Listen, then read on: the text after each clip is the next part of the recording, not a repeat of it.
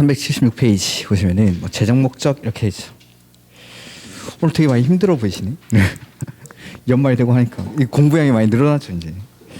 막 민법이라 이런 것들 하면니까 보통 이제 11월, 12월 달에는 입문 과정만 하는 경우가 많은데 뭐 저희 요 메가랜드 이쪽은 여기서부터 뭐 11월 달부터 기본서를 가지고 수업을 하다 보니까 처음에 조금 받아들이기 힘들 수도 있습니다. 이게 내용이.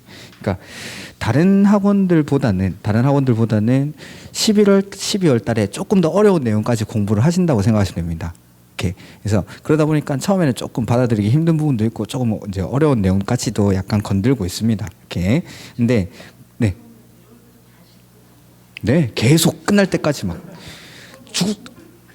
너무 모르니까 처음에 뭐 지금도 제가 이제 저도 이제 그 공인중개사 카페 같은 데 이렇게 가봅니다. 이렇게 공부하시는 분들 모여 있는 카페 이렇게 가입이 안 돼 있다 보니까 제가 제 이름으로 가입하기 좀 그렇고 그래서 이렇게 가입이 안 돼 있다 보니까 인기글 이런 것들만 제목 정도 이렇게 보는데 공법 도저히 이해가 안 간다고 뭐 그런 분들 많은데 처음에는 어쩔 수 없습니다. 생전 처음 하는 건데 그리고 다른 데보다는 좀 더 어려운 내용들까지 11월 달, 12월 달에도 배우고 있다라고 생각하시면 됩니다. 근데 이걸 이제 계속 반복을 할 겁니다. 우리 같은 경우에는 그러니까 조금 남들보다 일찍 시작한 만큼 반복을 조금 한 해 정도 더 많이 반복을 한다고 생각하시면 돼요. 이론 과정을. 그러니까 5, 6월 달에도 이론 과정을 하게 될 텐데 그때는 제가 기출 문제집을 같이 섞어서 할까 생각 중입니다. 문제를. 그러니까 이제 오전에는 아마 5, 6월 과정에 제가 알기로는 중간 타임에 특강이 있는 걸로 알고 있습니다. 기출 문제를 진도별로 이렇게 특강을 하시는 걸로 알고 있는데 제가 그거를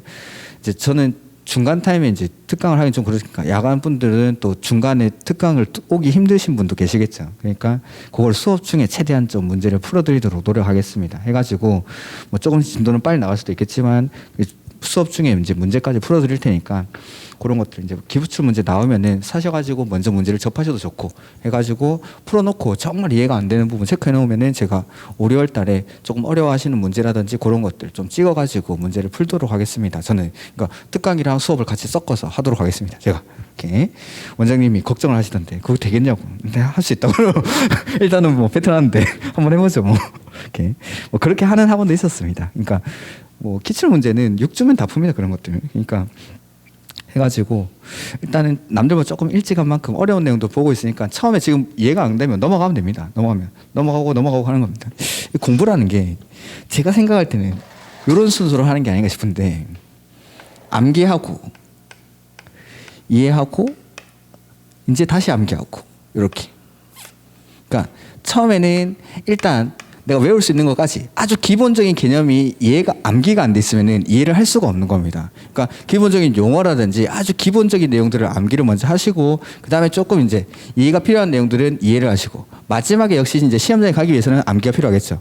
이런 것들. 그러니까 처음에는 아주 기본적인 내용들을 외우기 시작하는 겁니다. 그리고 나서 이 기본적인 내용을 바탕으로 이해를 하시고 그다음에 시험장에 가기 위해서는 결국에는 이제 암기를 하는 겁니다. 암기를.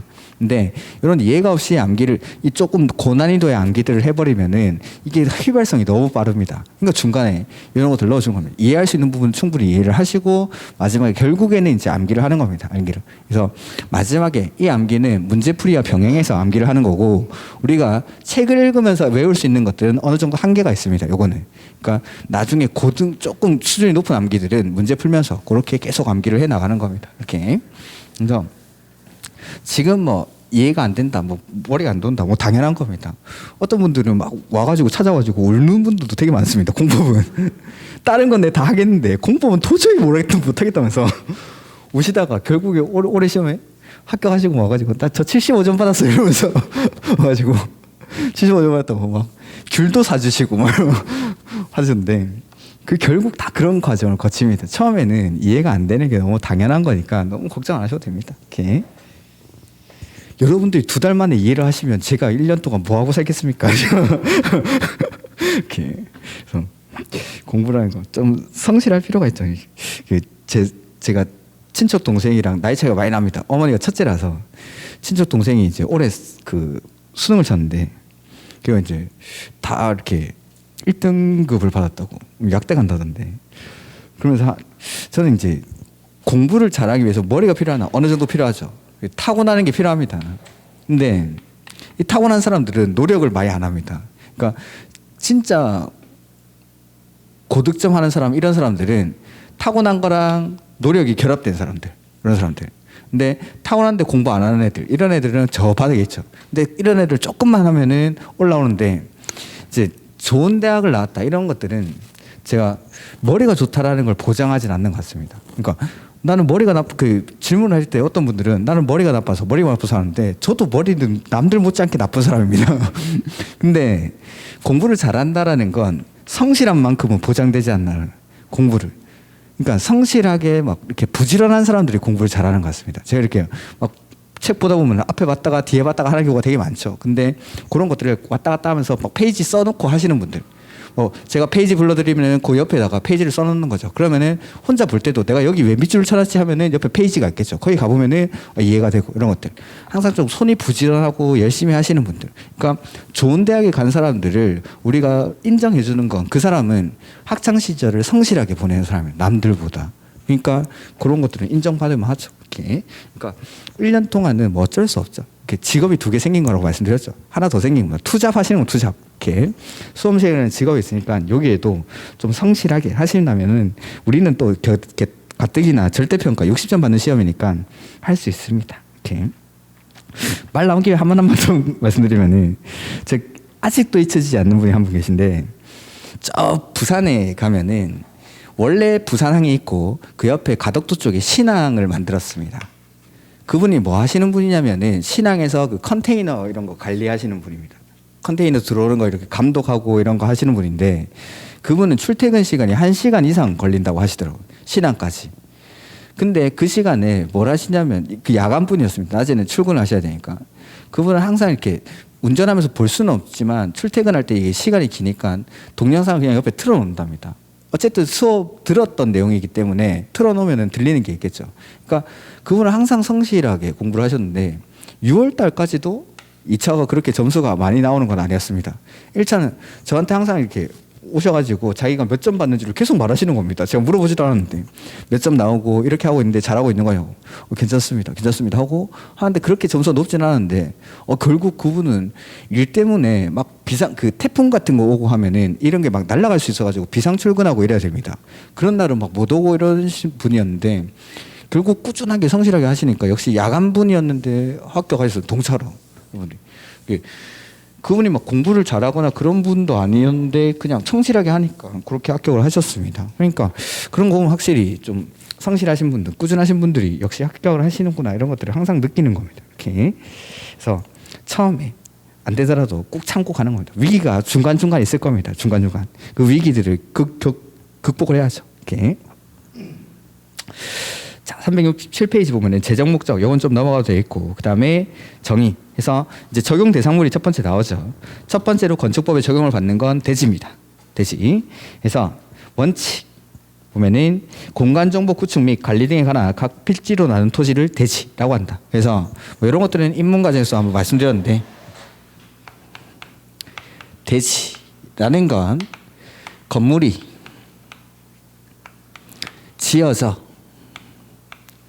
있거나 내지는 건물을 지을 수 있는 토지를 대지라고 합니다. 건물을 지을 수 있는 토지. 그래서 이 대지는 원칙, 하나의 필지가 하나의 대지가 되는 게 원칙이다. 하나의 필지가 하나의 대지. 근데 예외적으로 두 필지 이상을 묶어서 하나의 대지로 보는 경우가 있고, 하나 이상의 필지 일부만 하나의 대지로 보는 경우가 있다라는 겁니다. 그래서 원칙에서 공간정보 구축 및 관리 등에 관한 법률에 따라 각 필지로 나눈 토지. 그러니까 만약에 토지가 이렇게 있으면은 1번지, 2번지, 3번지, 4번지 나눠서 이 각각이 하나의 대지.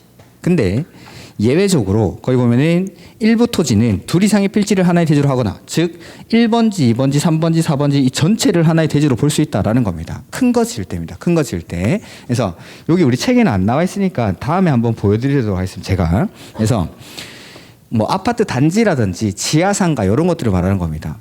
2000세대씩 되는 아파트 단지를 설마 한 필지에 짓지는 않겠죠. 그다음에 지하상가 같은 것들도 보면은 쭉 길게 설치를 하는 거니까 이런 것들도 여러 필지에 걸쳐서 건축을 한다라는 거. 이렇게. 그다음에 하나 이상의 필지 일부를 하나에 대조할 수 있다라는 건 뭐냐면, 자 1번지, 2번지, 3번지, 4번지가 있는데 요 중에서 요 부분만, 이 빨간색 부분만 따로 떼가지고 요걸 따로 대지로 봐주겠다라는 겁니다. 그러니까 요 부분에 대해서만 따로 각종 허가들을 받는 겁니다. 그러니까 다른 것뿐만 아니라 여기만 따로 뭐 개발행위 허가를 받는다든지 이런 허가를 받아서 요 부분만 개발할 수 있게 됐을 때, 그럴 때는 요것만 따로 떼가지고 하나의 대지로 볼 수도 있다라는 거. 상세한 사례들은 우리 책에 안 나와 있으니까 일단 제가 다음에 한번 프린트라든지 뭘로 보여드리도록 하겠습니다. 그 다음에 가로 2번에 건축물. 그래서 토지에 정착하는 공작물 중 지붕과 기둥 또는 벽이 있는 것 해서 건물이 되기 위해서 꼭 필요한 건 뭐라고 했죠?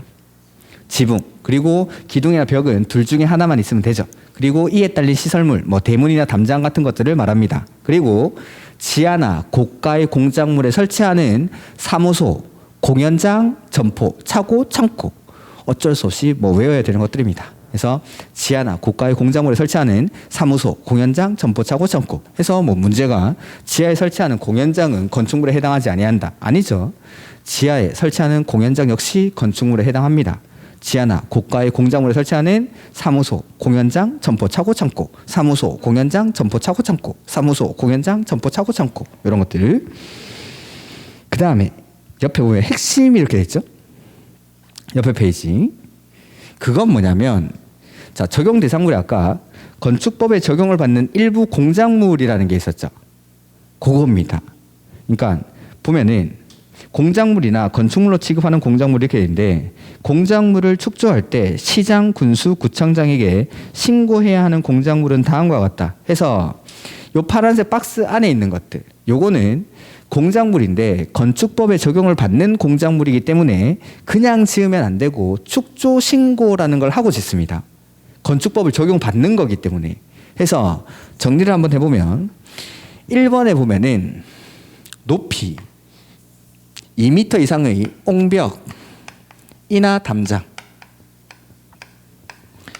이런 것들은 2m를 넘는입니다. 넘는. 2m 이상이라고 제가 말씀드렸는데 넘는. 옹벽이나 담장은 2m를 넘는. 그 다음 광고탑, 그 다음에 광고판, 그 다음에 장식탑, 그 다음에 기념탑, 그 다음에 첨탑, 이런 것들은 4m를 넘는. 광고탑, 그 다음에 광고판, 장식탑, 기념탑, 첨탑 이런 것들은 4m를 넘는. 그 다음에 여기 순서대로 돼 있구나. 세 번째는 태양 에너지를 이용한 발전 설비. 태양 에너지를 이용한 발전 설비는 5m를 넘는. 그 다음에 네 번째 굴뚝은 6m를 넘는. 그 다음 철탑이라든지 통신용 철탑 이런 것들도 6m를 넘는. 그 다음에 고가 수조는 뭐 이거 쓸 필요 없죠. 거기 다 있죠. 고가 수조는 8m를 넘는. 여기까지 싹 다 넘는. 그 다음에 7번째는 지하 대표는 30제곱미터를 넘는. 여기까지 싹 다 넘는입니다. 그 다음에 하나만 8번에 여기는 기계식 주차장이나 기계식 주차장이라든지 철골, 조립식 주차장으로서 외벽이 없는 것. 그러니까 조금 한 7층, 8층 정도 규모 되는 건물에 가보면은 1층을 필로티 구조로 해가지고 주차장 만들어 놓는 경우가 있고, 그게 부족해가지고 옆에 공터 같은 데다가 철제 빔 같은 거 세워가지고 주차 공간 만드는 데 있습니다. 철제 빔 같은 게 세워져 있는데 차가 2대 정도 들어갈 수 있게 해가지고 앞에 거울 붙여놓죠. 박지 말라고. 그 다음에 여기 차 한 대 들어가면 뚜뚜뚜뚜 올라가면서 빈 공간 나오고 이런 것들. 외벽이 없는 거. 이런 것들은 8m 이하입니다. 8m 이하. 그러니까 나머지는 싹 다 8m를 넘는 이었는데 요거는 8m 이하. 요게 건축법의 적용을 받는 축조 신고 대상 공작물입니다. 시험에 어떻게 나오냐면 다음 중 신고 대상 공작물에 해당하는 것은 해당하지 않는 것은 그게 시험 문제입니다. 그러니까 어떻게 나오냐면 5m의 장식탑, 그다음에 7m의 굴뚝, 25제곱미터의 지하 대표, 3m의 옹벽, 담장 이런 것들. 다음 중 축조 신고 대상에 해당하지 않는 것은 하면은 1번, 2번, 3번, 4번 중에 뭐죠? 찾는 거. 지하 대표는 30제곱미터를 넘는 이었죠. 그러니까 외우면 맞추고 못 외우면 틀리는 거 이런 것들입니다. 이렇게. 그래서 여기서 말하는 넘는이라는 건 초과를 의미해요. 초과. 일단은 뭐 그렇게 초과인지 이상인지를 구분하는 문제는 아직까지 나온 적은 없는데 일단 넘는 초과라는 거. 해서 요거를 한번 외워보죠. 옹벽이나 담장은 2m를 넘는 2m. 그 다음에 광고탑, 광고판, 그 다음에 장식탑, 기념탑, 첨탑은 4m를 넘는. 이렇게. 그러니까 그 고속도로 같은 데 가다 보면은 무슨 고장 이런 것들 있죠. 그거 광고탑 이런 것들, 광고판 것들. 그다음에 장식탑, 기념탑, 첨탑은 4m. 그다음에 태양 에너지를 이용한 발전 설비는 5m. 그다음에 굴뚝은 6m. 그다음에 뭐 골프 연습장 같은 데 있는 운동 시설에 있는 철탑. 그다음에 통신용 철탑 이런 것들도 6m를 넘는. 그다음에 고가 수조는 8m를 넘는. 요게 축조 신고 대상 공작물입니다. 해서 옹벽이나 담장은 얼마죠? 2m. 옹이. 그다음에 광고탑, 광고판은 4m. 광삭. 그다음에 장식탑, 기념탑, 첨탑 이런 탑들은 탑4. 그다음에 태양 에너지를 이용한 발전 설비는 태5. 그다음에 굴뚝은 6m. 굴6. 그다음에 탑은 탑인데 철로 된 탑이죠. 철탑들은 6m. 그냥 탑, 장식탑, 기념탑, 첨탑은 4m인데 철로 된 탑은 6m. 철6. 그다음에 고가 수조는 8m. 그래서 옹이, 광사, 탑사, 태오, 굴6, 철6, 고8 요렇게. 옹이, 광사, 탑사, 태오, 굴6, 철6, 고8 요렇게 외우시면 됩니다. 이게 뭐 어쩔 수 없이 외워야 되는 겁니다. 그래서 옹이, 광사, 탑사, 태오, 굴6, 철6, 고8. 옹이, 광사, 탑사, 옹이, 광사, 탑사, 태오, 굴6, 철6, 고8. 이렇게. 그래서 이런 것들 아까 나온 대로 문제 나온 대로 제가 써낸 대로 그렇게 문제가 나오니까 요걸 외워서 맞추는 겁니다. 이렇게. 그래서 여기까지는 이제 싹 다 넘는이라는 거. 그 다음에 7번, 8번만 좀 따로 기억하시면 되겠죠. 지하 대표는 30제곱미터를 넘는. 그 다음에 기계식 주차장이나 철골 조립식 주차장으로서 외벽이 없는 것은 8m 이하. 이렇게. 그래서 옹이, 광사, 탑사, 태오, 굴6, 철6, 고8. 옹이, 광사, 탑사, 태오, 굴6, 철6, 고8 이렇게 집에 가시면서 심심할 때 한번 해보시고 옹이, 광사, 탑사, 태오, 굴6, 철6, 고8 이렇게 이런 것들 이게 축조 신고 대상 공작물이다라는 겁니다. 이렇게 그래서 뭐 옆에 핵심 해가지고 딱 핵심들만 정리를 해놓은 게 옆에 있죠. 그겁니다. 이렇게 거기다 표시를 하시면 되겠죠. 옹이, 광사, 탑사, 태오, 굴6, 철6, 고8 이렇게. 그 다음 페이지. 뭐 건축물의 용도 이런 건 됐습니다. 그다음에 건축 설비 한 번만 읽어보면은 자 여기 적용 대상물에 아까 설비라는 게 있었죠. 설비는 뭐 건축물에 설치하는 전기, 전화 설비, 초고속 정보통신 설비, 지능형 홈, 네트워크 설비 등등등이 나오는데 크게 시험이랑 관련이 없고 나중에 보면은 뭐 승강기 설치 기준 이런 것들은 한번 보실 필요가 있긴 있는데 그건 뒤에 나올 겁니다. 그다음에 지하층이라는 게 나오죠. 지하층은 전에 인문 강의 때 한번 말씀드렸죠. 건축물의 바닥이 지표면 아래에 있습니다. 지표면 아래.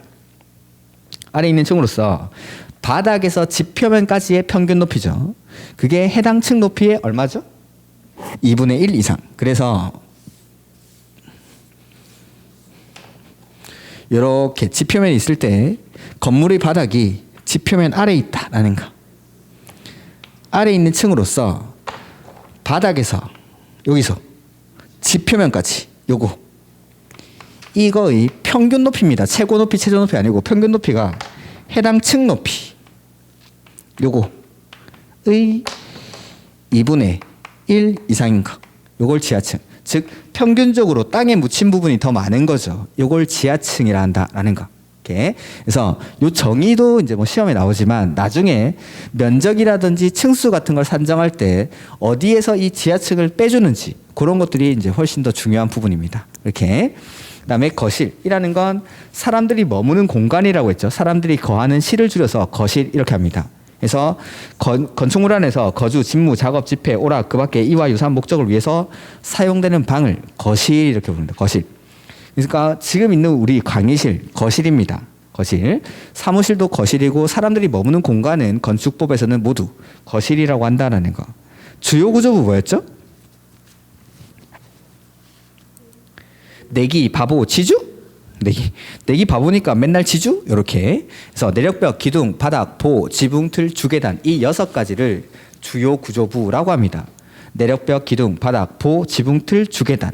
이렇게. 그래서 그 뒤에 다만 사이기둥, 최하층 바닥, 작은 보, 차양, 옥외 계단 이와 유사한 것은 주요 구조부에 해당하지 않는다. 해서 뭐 박스 형태로 얘네를 넣어 놓는 거죠. 다음 중 주요 구조부에 해당하는 것을 모두 고른 것은 다음 중 주요 구조부에 해당하지 아니하는 것을 모두 고른 것은 기읍, 니은, 디귿, 리을, 뭐 미음 이런 식으로 해가지고 주요 구조부 고르는 거. 이게 시험 문제. 이렇게. 그래서 주로 이제 아닌 걸로 나오는 것들이 다만 뒤에 있는 거. 사이기둥, 최하층 바닥, 작은 보, 차양, 옥외 계단. 그러니까 자 그냥 우리가 밟고 있는 이 바닥은 주요 구조부에 해당하지만 최하층 바닥은 그 주요 구조부가 아닙니다.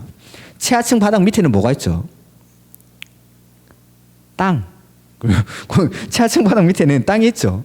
그건 없어도 우리 건물이 무너지지 않는다는 거. 근데 우리가 밟고 있는 바닥이 없으면 자습하러 가셔야겠죠. 밑에 독서실이니까. 이렇게. 그래서 이런 것들 우리가 밟고 있는 바닥은 주요 구조부지만 최하층 바닥은 주요 구조부가 아니다. 뭐 이런 것들. 해서 이런 것들도 뭐 단순한 암기 문제로 이렇게 나올 때가 있습니다. 그 다음에 여기까지 이제 기본적인 용어들이라든지 적용 대상물이 나왔고 두 번째 가로 8번 거기 있는 거. 요게 건축법 적용 행위입니다. 적용 행위. 건축법을 어디다가 적용하는지. 그래서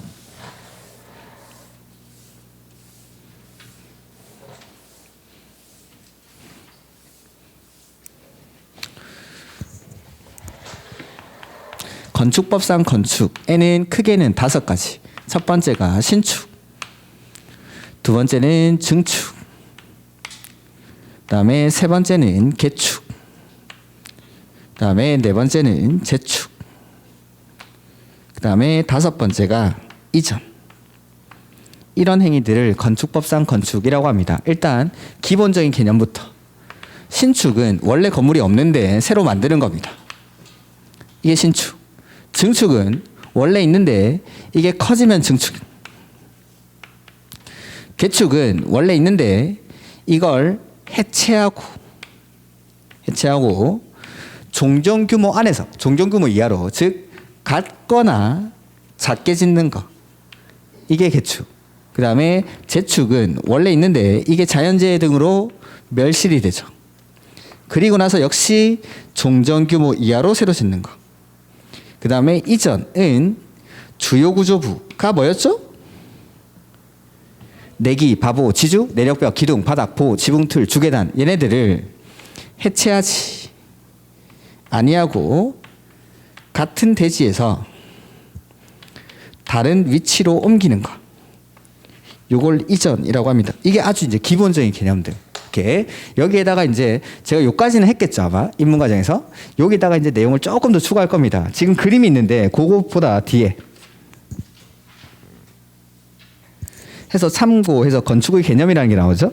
자, 신축은 건축물이 없는 대지에 새로 건축물을 축조하는 것. 이게 신축. 그 다음에 이번에 증축은 기존 건축물이 있는 대지에서 건축물의 건축면적, 연면적, 층수, 높이 뭐든 늘어나면 증축. 그 다음 개축은 기존 건축물의 전부 또는 일부를 어떻게 하죠? 세 번째 줄. 해체 동그라미. 하고 대지에 거기 밑줄. 종전과 같은 규모의 범위에서 다시 축조하는 거. 그 다음에 재축은 천재지변이나 그 밖에 재해로 뭐 되죠? 멸실되고 나서 다음의 요건을 모두 갖추고 다시 축조하는 것 해서 동그라미 1번에 종전 규모 이하 밑줄 하시고 동그라미 2번 기역에 역시 종전 규모 이하라고 하시면 됩니다. 그다음에 이전은 건축물의 주요 구조부를 해체하지 아니하고 같은 대지에서 다른 위치로 옮기는 것, 이런 것들을 이전이라고 합니다. 그래서 전에 말씀드렸지만 전통적으로 시험에 많이 나온 건 이전 주요 구조부를 해체하고 이렇게 나오고 다른 대지 이렇게 바꿔낼 게 많으니까 이걸 낸 거고, 그 다음에 주의하셔야 되는 게 해체랑 멸실 해서 해체하고 새로 지으면 개축, 멸실되고 새로 지으면 재축, 이렇게 이게 이제 기본적인 개념이죠. 여기다가 가로 안에 있는 것들 좀 더 추가해 보죠. 1번에 신축이라고 돼 있는데, 자, 건축물이 없는 대지에 새로 건축물을 축조하는 것은 신축입니다. 근데 가로 안에 보시면 그 두 번째 줄 가로 안에 부속 건축물만 있는 대지에 새로 주된 건축물을 축조하는 것을 포함하되라고 돼 있죠. 포함한다라는 건 부속 건축물만 있는 대지에 새로 주된 건축물을 축조하는 것도 신축이다 이 말입니다. 자, 이게 왜 특이한 건지 한번 보죠.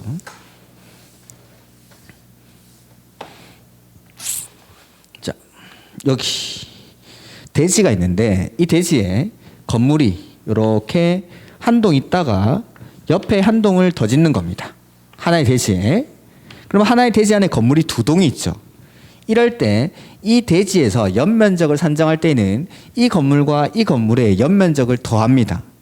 그래야 이 대지 안에 있는 총 연면적이 됩니다. 그러면은 자, 원래 이런 건물이 있다가 옆에 한 동을 더 짓는다라고 하면은 결과적으로는 원래 연면적이 여기 있었는데 여기에다가 이 건물의 연면적을 더해야겠죠. 즉 결과적으로 보면 이 대지에서는 연면적이 늘어난 겁니다. 건축면적, 연면적, 높이, 층수 늘어나면 뭐였죠? 증축. 이번에 건축면적, 연면적, 높이, 층수 늘어나면 증축. 그러니까 건물이 한 동 있는데 옆에다가 한 동 더 지으면 이건 원래 증축입니다. 증축. 연면적이 늘어났으니까. 근데 이 건물이 부속 건축물입니다. 원래 부속 건축물만 있는 대지에다가 새로 주된 건축물을 축조하는 거죠. 마찬가지로 연면적이 늘어났죠. 그래도 이건 신축으로 보겠다라는 겁니다. 그래서 이게 특이한 겁니다. 그러니까 원래 건물이 한 동 있다가 옆에다가 한 동을 더 지으면 그건 증축입니다. 증축임에도 불구하고 부속 건축물만 있는 대지에 새로 주된 건축물을 축조하면 그거는 신축으로 보겠다라는 거. 이렇게 그런 것들. 이제 앞으로는 그게 나올 거예요. 지금까지는 뭐 기본적인 개념들을 가지고 문제를 출제를 했는데 이제 앞으로는 이런 것들이 나올 겁니다. 이런 것들이 만약 나온다면. 그다음 이번에 보면은 기존 건축물이 있는 대지에서 건축물의 건축면적, 연면적, 높이, 층수 늘어나면 증축입니다. 그래서 보면은 원래 그냥 1층짜리 건물이었는데 중간에 벽을 쳐가지고 이걸 층수를 그냥 단순히 층수만 1층, 2층 이렇게 나누는 거죠. 이런 것들도 증축에 해당한다라는 겁니다. 층수가 어쨌든 늘어났으니까 높이는 그대로라도 층수가 늘어났기 때문에 이건 증축. 이렇게. 그다음에 세 번째 개축인데 기존 건축물의 전부 또는 일부를 해체하고 그 대지의 종전과 같은 규모의 범위에서 다시 축조하는 것을 말하죠. 근데 첫 번째 줄 가래 안에 보면은 내력벽, 기둥, 보, 지붕틀 중 3개 이상을 포함해서 해체하는 겁니다. 그러니까 내력벽, 기둥, 보, 지붕틀 중 개수가 3개가 아니라 이것들 중에 세 가지 종류 이상이 포함돼야 된다라는 뜻입니다. 해체하는 거예요. 그런 것도 한번 봐두시고 나머지는 이제 기본적인 개념인데 여기서 딱 하나만 더 해보죠.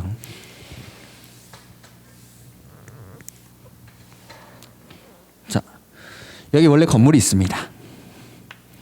이 건물의 전부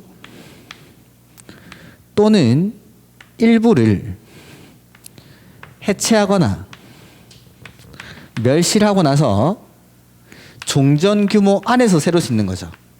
그럴 때 전부나 일부를 해체하고 새로 지으면 뭐라고 했죠? 개축. 멸실되고 새로 지으면 재축. 이거는 종전 규모 안에서 새로 지을 때. 근데 만약에 전부나 일부를 해체하거나 멸실하고 나서 종전보다 더 크게 지으면 어떡할 건데? 라는 걸 물어보는 거예요. 저는 종전보다 더 크게.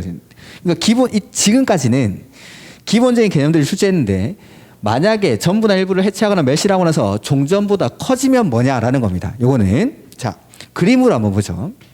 원래 이렇게 건물이 있었습니다.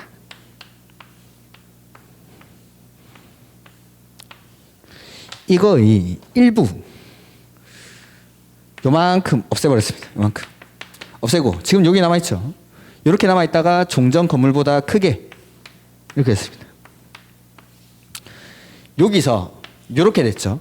뭘까요 이거? 증축입니다. 증축. 근데 요거 싹 없애버렸습니다. 전부를 해체하거나 멸실했습니다. 그리고 나서 종전보다 더 크게 이렇게 됐습니다. 여기서 이렇게 됐죠? 이거 뭘까요?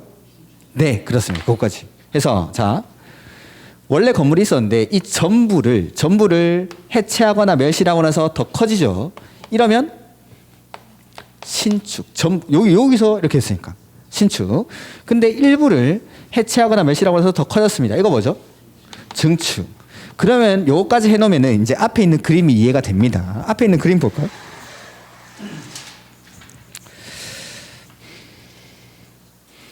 앞에 거기 그림에 보시면은 자 왼쪽에 있는 그림들부터 설명드립니다. 신축. 원래 아무것도 없던 대지에다가 새로 건물 치우면은 신축이죠. 그 다음에 부속 건축만 있는 대지에 새로 주된 건축물로 건축하는 것도 신축. 증축 보면은 뭐가 아무튼 늘어나죠. 건축물의 연면적, 높이, 층수 이런 것들이 늘어나면 증축. 그 다음에 주건물이 있는데 원래 건물 하나 있는데 옆에다가 한 동 더 지으면 증축. 근데 1번에 아까 신축처럼 부속 건축만 있는 대지에 새로 주된 건축물을 축조하는 것은 신축이다라는 거. 이렇게. 그 다음에 이전은 주요 구조부를 해체합니까? 하지 않습니까? 하지 않고 같은 대지죠. 같은 대지에서 다른 위치로 옮기는 것을 이전. 이렇게. 그 다음에 그 뒤에 뭐 증축, 신축 이런 것들은 일단 놔두시고 그 다음에 옆에 개축. 개축이라는 건 철거가 아니라 그거 해체라고 해야겠죠. 뭐 철거나 해체나 똑같은 말인데 이거 개정을 해가지고 기존에는 철거였는데 이걸 해체로 바꿨습니다. 단어를. 해체하고 나서 동일한 규모 안에서 새로 지어야 개축이죠. 근데 해체를 하는데 전부를 해체했죠. 전부를 해체하고 증가됩니다. 그럼 뭐라고 했죠? 신축. 그래서 그 두 번째 전부 철거돼 있고 화살표가 저 끝에 막 커졌죠. 커지니까 이건 신축. 근데 일부를 철거하고 커지면은 증축. 그다음에 재축도 마찬가지. 멸실하고 나서 동일한 규모 안에서 새로 지어야 재축에 해당하는데 전부가 멸실되고 나서 더 크게 지으면 신축. 일부가 멸실되고 나서 더 크게 지으면 요까지. 그래서 부속 건축만 있는 대지에 새로 주된 건축을 축조하는 거 신축. 그 다음에 전부나 일부를 해체하거나 멸실하고 나서 종전 규모 안에서 새로 지으면은 그건 개축이나 재축에 해당하지만 더 커졌을 때 전부를 해체하거나 멸실하고 나서 더 커지면 신축, 일부를 해체하거나 멸실하고 나서 더 커지면 증축. 이렇게. 그래서 이제 기본적인 개념들은 시험에 너무 많이 나왔기 때문에 요것들까지 봐두는 겁니다. 요것들까지. 이렇게. 조금 이제 어렵게 나온다라면은 이런 것들까지 충분히 나올 수 있고 출제 가능성이 가장 높은 건 주된 건축물만 있는 대지에 새로 부속 건축물을 건축하는 거. 이런 것들은 증축이지만 부속 건축물만 있는 대지에 새로 주된 건축물을 축조하는 것은 신축이다. 그런 거. 그 다음에 380페이지. 9번에 결합건축 이런 것도 놔두시고 가로 10번 대수선이죠. 자, 적용 대상 행위의 두 번째 게 대수선입니다. 적용 대상 행위의 첫 번째 건축할 때 건축법을 적용하고 두 번째는 대수선 해서 자 일단은 거기 있는 거 순서가 제가 쓰는 순서대로 돼 있으니까 그대로 보시면 됩니다. 자. 일단 칠판에다가 정리를 해놓고 요거 한번 보도록 하겠습니다. 첫 번째 내력벽, 두 번째는 기둥, 세 번째는 보, 네 번째는 지붕 틀.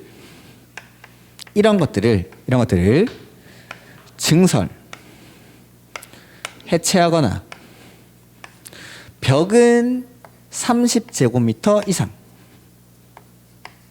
나머지는 3개 이상을 수선, 변경하는 행위, 이걸 대수선이라고 합니다.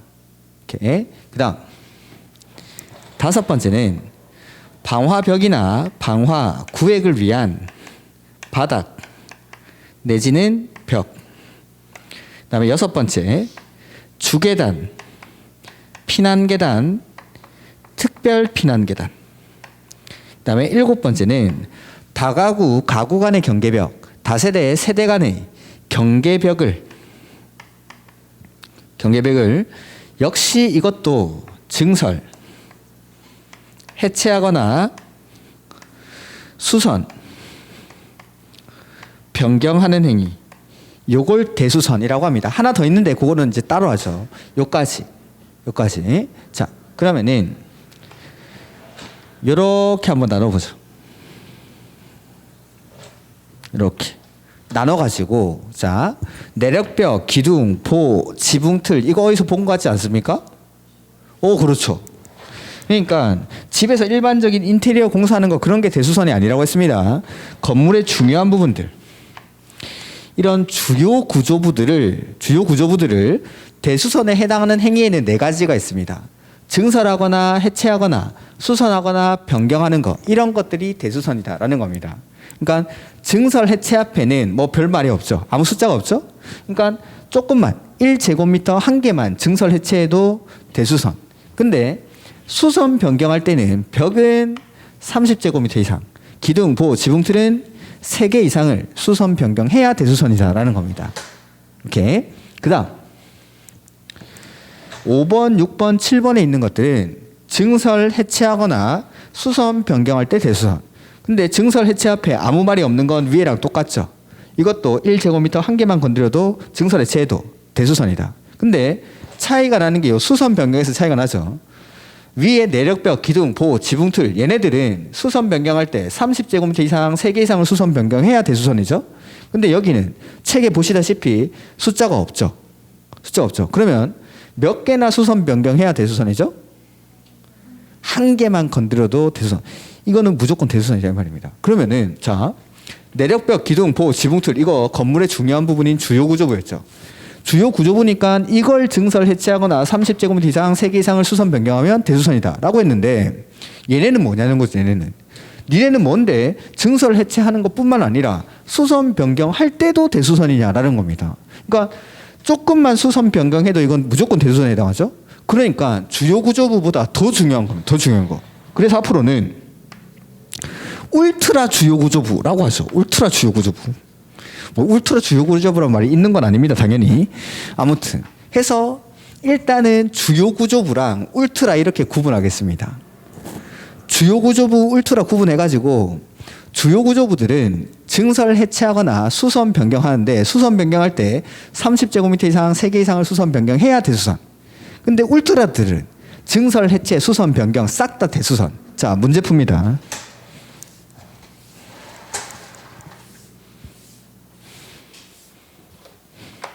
다음 중 대수선에 해당하는 것은, 해당하지 않는 것은 시험 문제입니다. 그게 첫 번째, 내력벽을 25제곱미터 증설합니다. 두 번째, 기둥을 4개 수선합니다. 그 다음에 세 번째, 방화벽을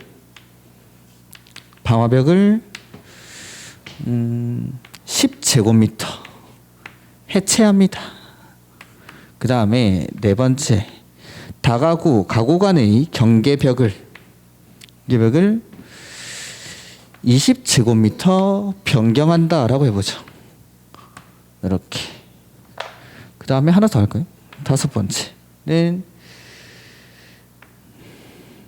볼을 2개 해체합니다. 여기까지. 자.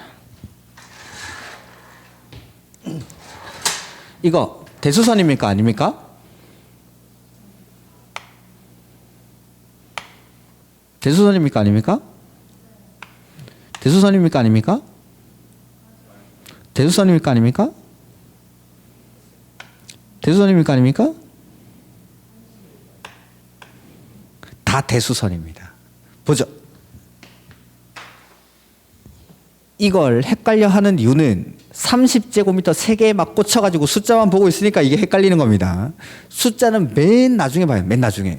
일단은 자 주요 구조부라든지 울트라 즉 그 대수선의 대상에 해당하는지를 판단해야 됩니다. 그러니까 만약에 맨 앞에 뭐 사이 기둥, 최하층 바닥, 작은 뭐 이런 게 나오면은 옥외 계단 이런 것들은 아예 대수선의 대상이 아니라는 거.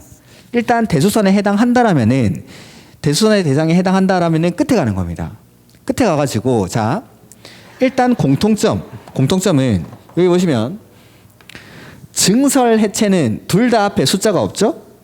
그러면 증설 해체가 나왔을 때는 숫자를 볼 필요도 없이 무조건 대수선이다라는 겁니다. 증설 해체는. 근데 주의하셔야 되는 건 수선 변경일 때.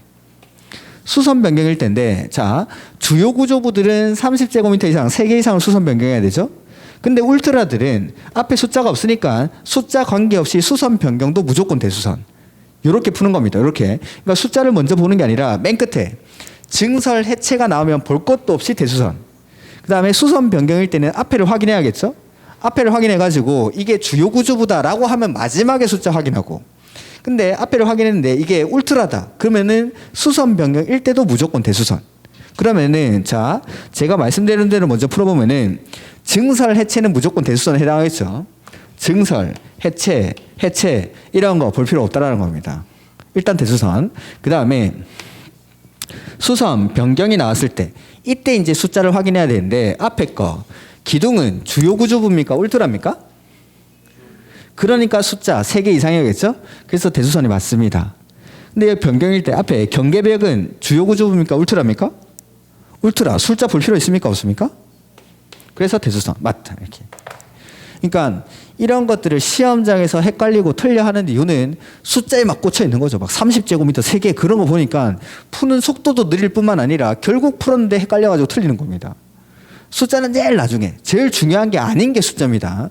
그러니까 증설 해체 나오면 일단 대수선이다.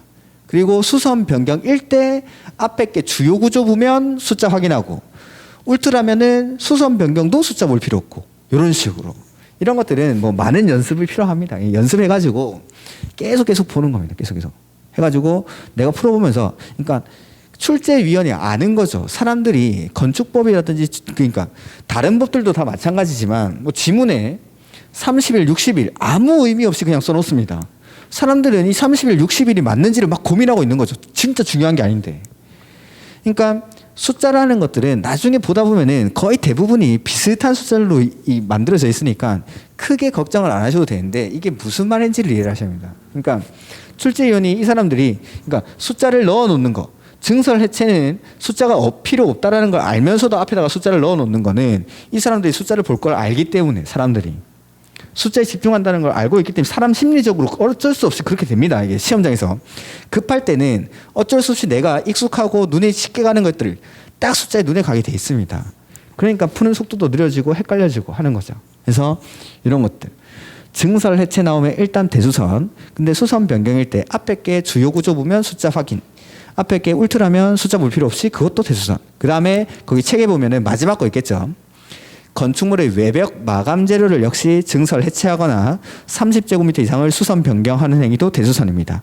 이렇게 외벽 마감 재료까지 이런 것들이 대수선. 이렇게.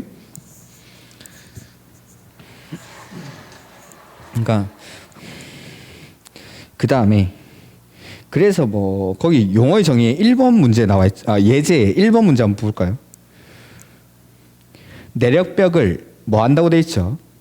수선하죠. 그럼 숫자 봐야 됩니까? 봐야죠. 내력벽은 주요 구조 보고 수선이라고 했으니까 숫자 확인해야죠. 이렇게. 그럴 때는 30제곱미터 이상일 때 대수선이죠. 그러니까 30제곱미터 미만이면 대수선에 포함되지 않는다. 옳은 지문. 그러니까 내력벽을 수선한다고 했으니까 수선이면은 내력벽이 주요 구조분지 울트라인지를 확인하셔야겠죠. 주요 구조부니까 숫자를 확인을 해야 된다라는 겁니다. 이렇게.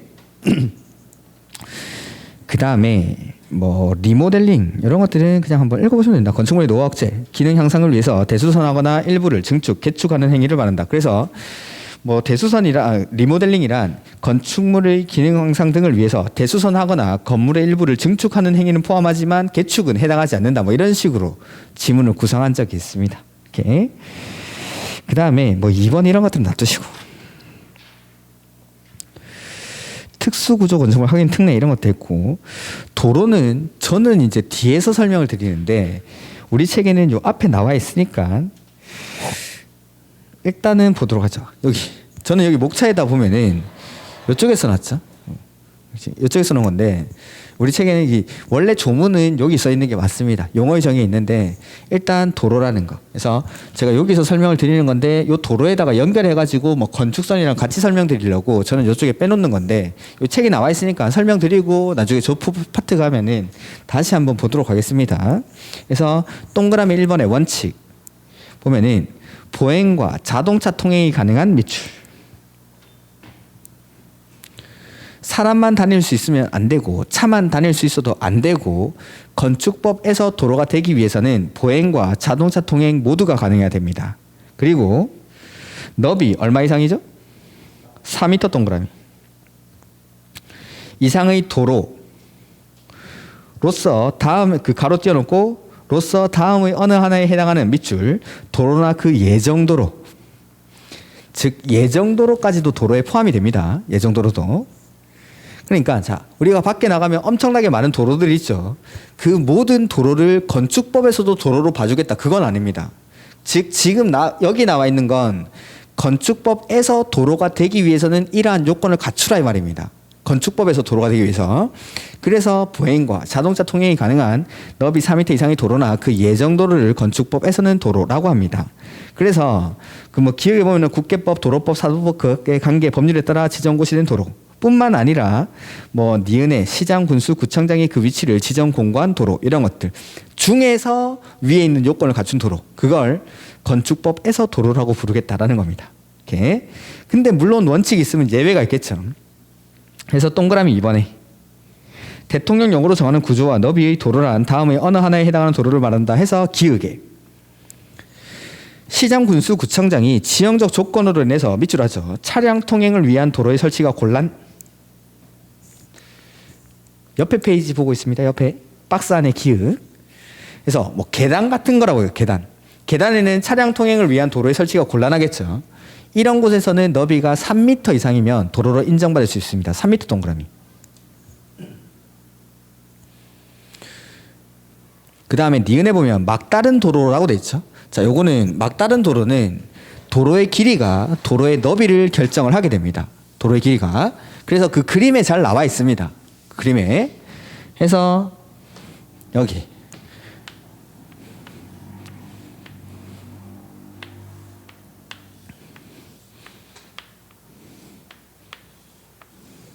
이렇게 돼 있는데 이 막다른 도로의 길이, 이 길이가 각각 10m 미만, 35m 미만, 35m 이상입니다. 그러니까 10m 미만, 그 다음에 요거는 10m 이상, 35m 미만, 그 다음에 35m 이상. 이럴 때 이 폭은 2m, 3m, 6m. 다만 요 6m짜리는 읍 면지역에서는 4m 이상일 때 도로로 인정받을 수 있습니다.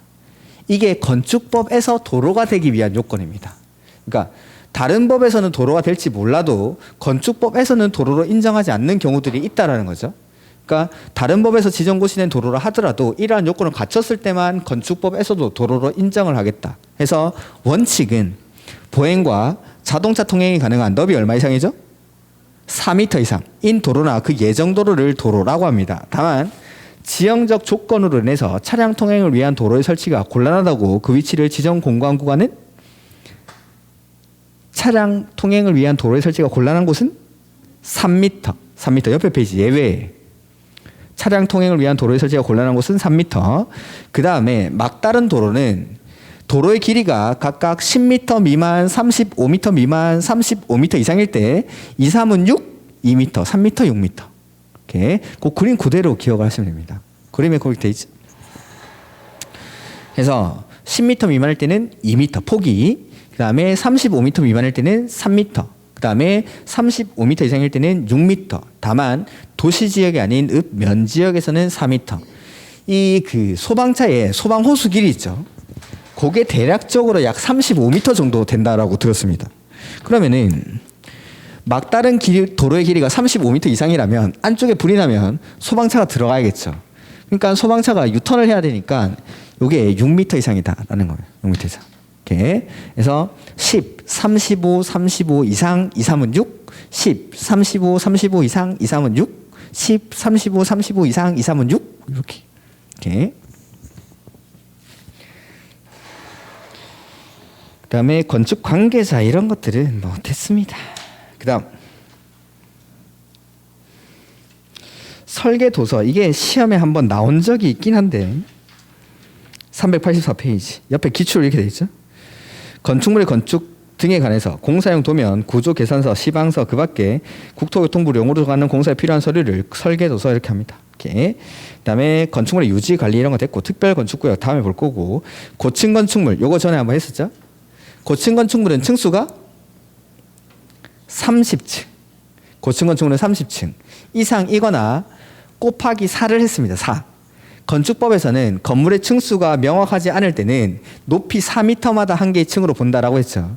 그래서 건물의 층이 명확하게 구분이 되어 있으면 그 명확하게 구분된 대로 층수를 산정하면 되지만 층의 구분이 명확하지 않을 때는 높이 4m마다 한 개의 층으로 봅니다.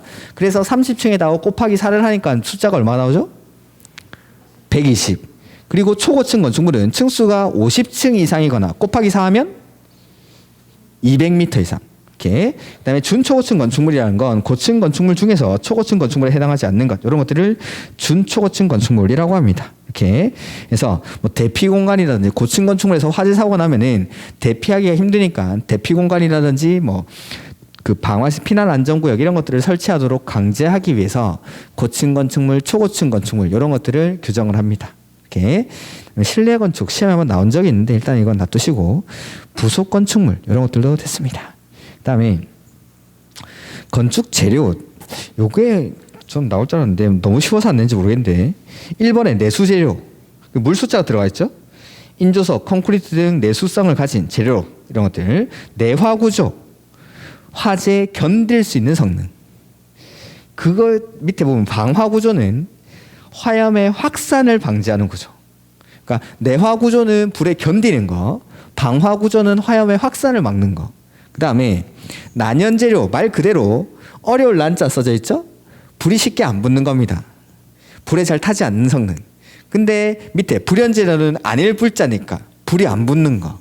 이렇게 말 그대로입니다. 그냥 한번 읽어만 두시고 올해 초 같은 데 보면은 불이 너무 많이 나가지고 혹시나 나올까 봐 읽어봤습니다. 이건.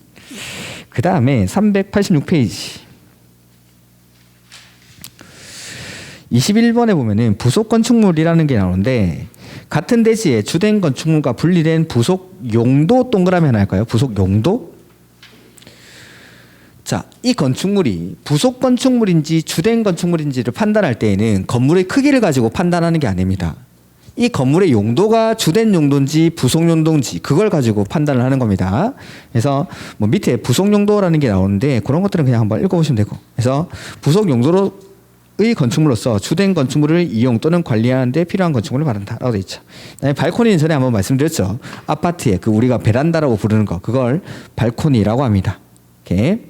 한번 읽어보면은 건축물의 내부와 외부를 연결하는 완충 공간으로서 전망이나 휴식 등의 목적으로 건축물 외벽에 접해서 부가적으로 설치되는 공간을 말한다라고 되어 있죠.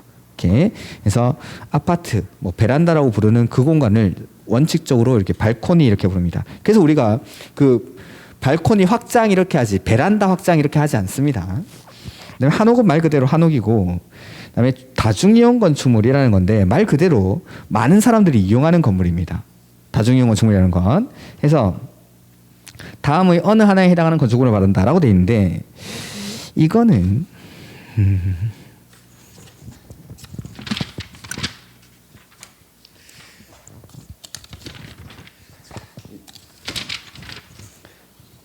저 뒤쪽에 가면은 같이 외우면 좋은 게 하나 있어가지고 어디 있더라? 475페이지 한번 가볼까요? 475.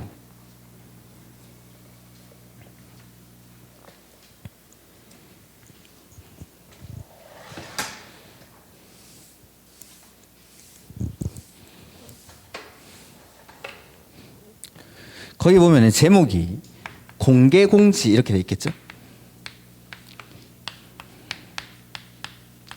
자, 공개공지는 뭐냐면 이 공개라는 게 아무나 올 수 있다 이 말입니다. 아무나.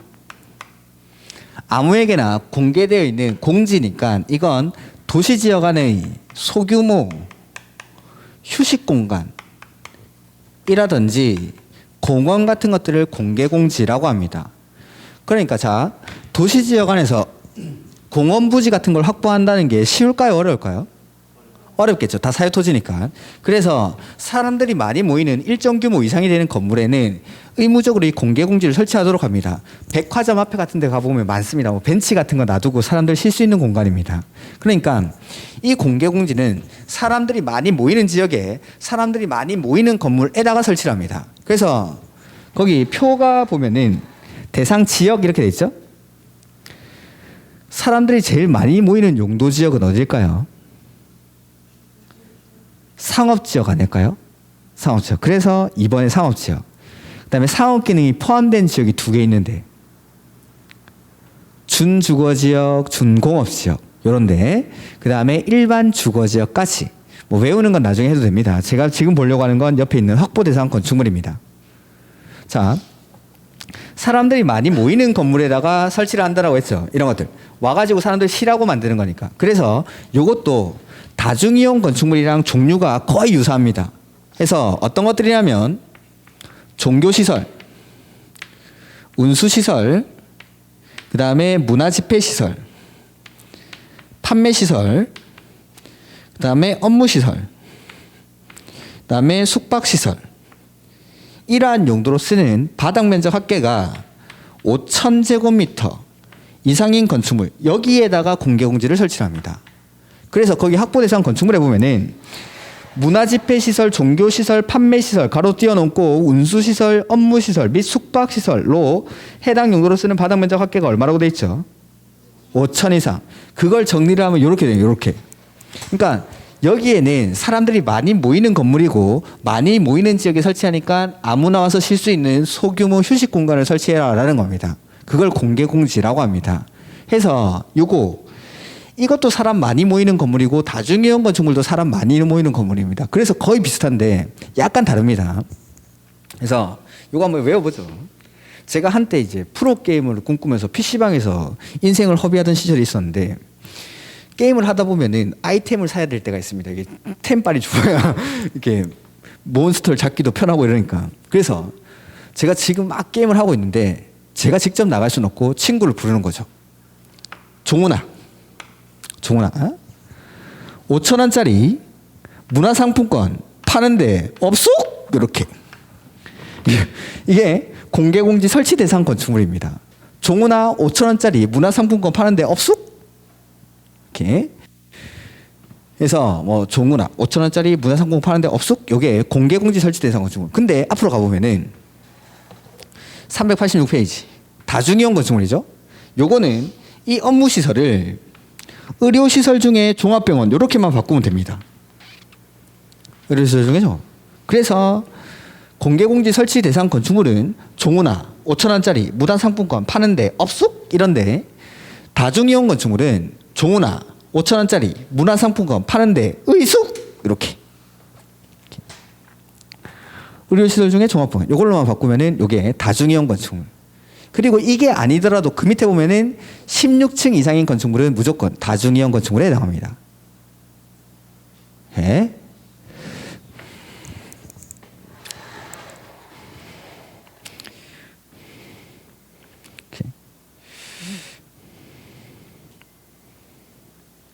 그 다음에 가로 26번 준다중이용 건축물 나오죠?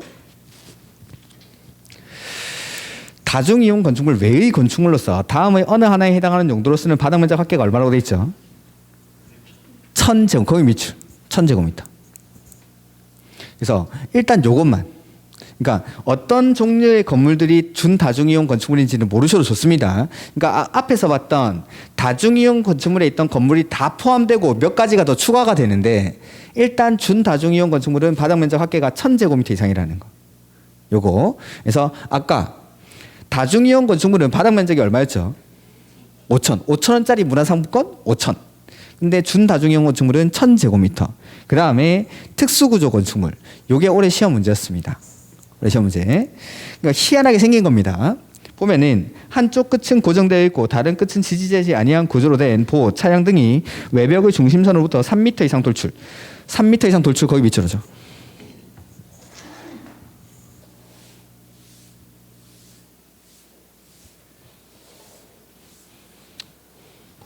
그러니까 건물이 이렇게 있는데 보호, 차양, 뭐 햇빛 가리가 이런 거 말하는 겁니다.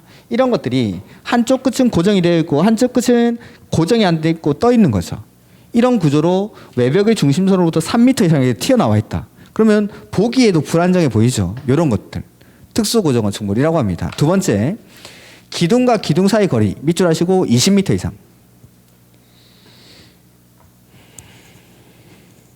요 두 개가 올해 시험 문제였습니다. 특수한 설계, 시공, 공법 등이 필요한 건축물로서 국장이 정하여 고시하는 구조로 된 건축물, 이런 것들을 특수구조 건축물이라고 합니다. 이렇게 문제 자체는 상당히 어렵게 출제를 했는데 이 두 개의 지문만 알면은 풀 수 있는 문제였습니다.